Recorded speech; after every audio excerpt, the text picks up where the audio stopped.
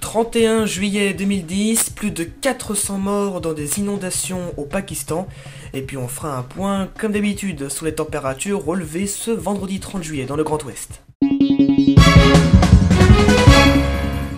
Des pluies torrentielles et des inondations se sont produites dans certaines parties du Pakistan. Selon l'agence Xinhua, dans la région de Barkhan, les sauveteurs ont récupéré environ 30 corps sur les 50 qui ont été emportés par une inondation instantanée suite à la crue de la rivière Ban. Après plusieurs jours de fortes pluies, les inondations ont également détruit des habitations dans la région. Sur Kaboul, il est tombé 110 mm durant ces 4 derniers jours. Ces pluies de mousson qui génèrent des inondations et des glissements de terrain au Pakistan ont fait augmenter le bilan à 400 morts selon les autorités locales. Ces 2 derniers jours, on a relevé 372 mm à Saïdou Sharif, 340 mm à Peshawar et 383 mm à Dir. Des températures relativement agréables ce vendredi 30 juillet avec 20 degrés du côté de Cherbourg, 24 à Caen, 26 en Touraine et 27 degrés entre Angers et Angoulême. Fin de ce journal, merci à vous de l'avoir suivi, on se retrouve ce lundi pour un nouveau rendez-vous, lundi 2 août. Tout de suite, je vous retrouve pour une nouvelle météo des allergies.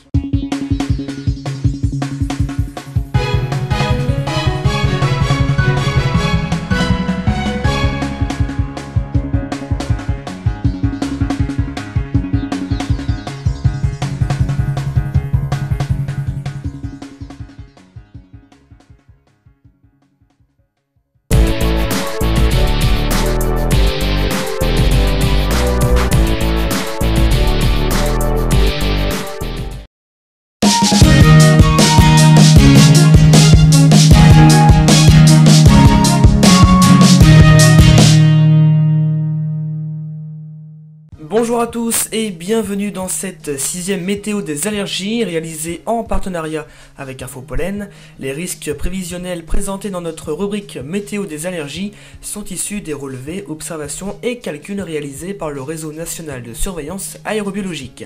À la fin de ce bulletin, Sophie Fra nous expliquera quel lien on peut établir entre la pollinisation et le facteur météorologique.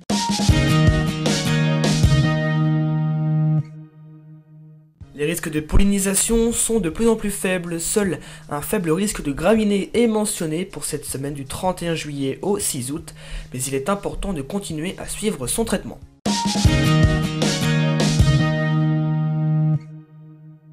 Les Pays de la Loire sont logés à la même enseigne. Pour cette nouvelle semaine, on nous mentionne un risque faible de pollinisation des graminées, c'est-à-dire de niveau 1 sur 3.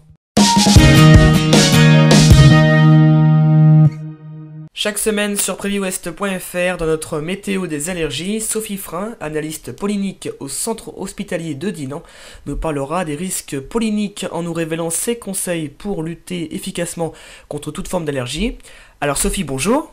Bonjour. Alors pour ce 6e bulletin, nous allons parler météo et allergie. Alors pouvez-vous nous dire quel lien on peut établir entre la pollinisation et le facteur météorologique, Sophie ? Alors, l'influence de la météorologie sur la pollinisation est certaine. Il va y avoir différents types d'influences.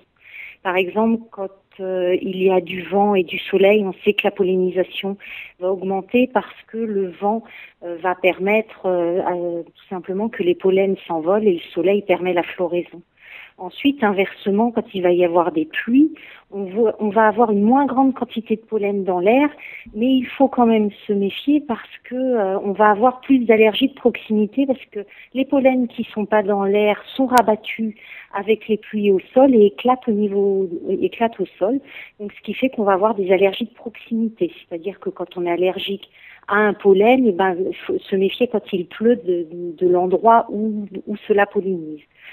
Et puis inversement, on le voit cet été par exemple, quand on a beaucoup de soleil, pas d'eau, il y a moins de floraison, donc il y a moins de quantité de pollen dans l'air. Merci à vous Sophie pour ces précisions, on vous retrouve la semaine prochaine pour un nouveau thème. Samedi prochain, nous traiterons avec vous du rapport entre la pollinisation et cette fois-ci la pollution de l'air.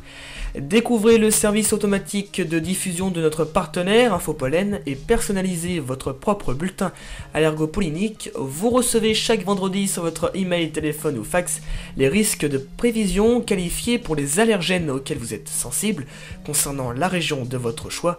Rendez-vous dès à présent sur www.infopollen.com dont l'adresse s'affiche en bas de votre écran. Cette météo des allergies touche à sa fin, merci à vous de l'avoir suivi. Votre prochain bulletin c'est pour samedi prochain, toujours avec l'intervention de Sophie Frein.